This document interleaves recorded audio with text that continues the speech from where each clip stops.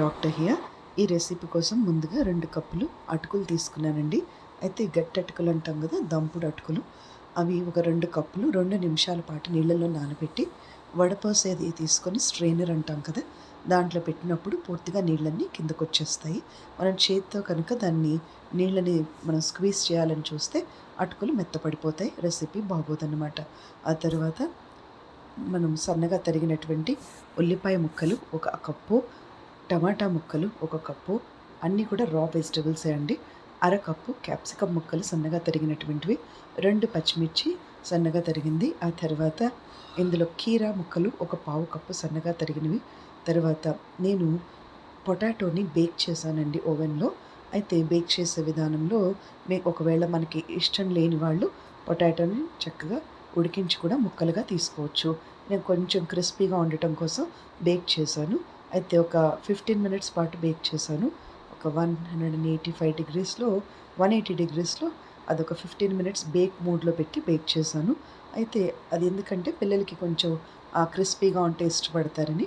ఒకవేళ మీరు బేక్ చేయడం ఇష్టం లేకపోతే బాయిల్డ్ పొటాటో కూడా యాడ్ చేసుకోవచ్చు. అయితే ఇందులో నేను గ్రీన్ పీస్ ఒక 2 కప్స్ తీసుకున్నానండి. ఎక్కువ క్వాంటిటీ గ్రీన్ పీస్ తీసుకోవాలి. అయితే వాటిని కూడా మనం బాయిల్ చేసన్నా తీసుకోవచ్చు, లేదా జీరో ఆయిల్ రెసిపీ లాగా లైట్గా మనం పాన్ మీద పెట్టి ఒక 2 to 5 మినిట్స్ వరకు లైట్గా సాట్ చేసి కూడా తీసుకోవచ్చు. లేదు అంటే మనం ఈ 1/4 స్పూన్ కుకింగ్ ఆయిల్ యాడ్ చేసి కూడా మనం గ్రీన్ పీస్ని వేపుకొని తీసుకోవచ్చు. అయితే ఇక్కడ 2 కప్పులు గ్రీన్ పీస్ మనకి డామినెంట్ ప్రోడక్ట్ హియర్. అయితే ఇంకొకటి సన్నగా తరిగినటువంటి కొత్తిమీర కాడలు కూడా కొత్తిమీర ఆకు అంటే ఆ కాడలు కూడా ఫైబర్ ఇంపార్టెంట్ అండి. సిజర్తో కట్ చేసి తీసుకోవచ్చు.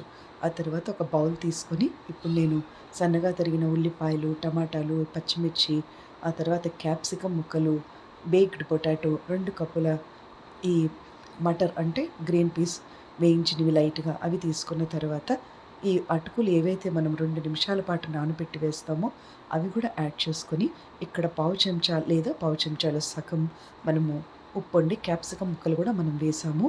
మనం లైట్గా స్ప్రింకిల్ చేసుకుంటే సరిపోతుంది. సాల్ట్ ఇక్కడ మనం కర్రీలో వేసుకున్నట్టుగా వేసుకోక్కర్లేదు. ఆ తర్వాత ఒక పావు చెంచా బ్లాక్ పెప్పర్ యాడ్ చేస్తానండి సలాడ్స్లో. అది ఇప్పుడు సూతింగ్గా ఉంటుంది థ్రోట్కి. తర్వాత అందులో మీకు ఇష్టమైతే 1/4 స్పూన్, ఇక్కడ 2 ఆప్షన్స్ అండి. ఒకటి ఆలివ్ ఆయిల్ 1 స్పూన్ మనం వేసుకోవచ్చు. తర్వాత లేదు అంటే ఆలివ్ ఆయిల్ బదులు రైస్ బ్రాన్ ఆయిల్ యాడ్ చేసుకోవచ్చు. నేను ఇది పీనట్ ఆయిల్ యాడ్ చేశాను, నాకు అవైలబిలిటీలో ఉన్నది. ఆ తర్వాత ఇందులో మనము ఒకటండి కాంబినేషన్గా సర్వ్ చేసే ముందు మాత్రమే పెరుగు ఒక 2 to 4 స్పూన్స్ యాడ్ చేసుకోవచ్చు. ఎందుకంటే అటుకులు మెత్తపడిపోతాయి. జస్ట్ పైనుంచి చాట్ మీద వేసినట్టుగా కొంచెం కర్డ్ వేసి సర్వ్ చేయొచ్చు. అయితే ఇక్కడ ఒక ఇంపార్టెంట్ థింగ్ ఏంటంటే న్యూట్రిషన్ వాల్యూ ఇది చాలా ఎక్కువగా ఉంటుంది దీంట్లో. మనం గ్రీన్ పీస్ ఎక్కువగా తీసుకోవడం వల్ల అవి స్టమక్ క్యాన్సర్ని ప్రివెంట్ చేస్తాయి. ఆ తర్వాత బ్లడ్ షుగర్ లెవెల్స్ని తగ్గిస్తాయి. మంచి ప్రోటీనిషియస్ ఫుడ్ అనమాట. తర్వాత కాపర్ రిచ్ ఫుడ్, బ్రెయిన్ ఫంక్షనింగ్కి చాలా మంచిది. ఇది ఈ రెసిపీతో మనం బేక్డ్ పొటాటో తీసుకున్నాము. అది కూడా మంచి carbohydrate, at the same time అది చక్కటి న్యూట్రిషియస్ ఫుడ్ అని చెప్పచ్చు పొటాటో కూడా.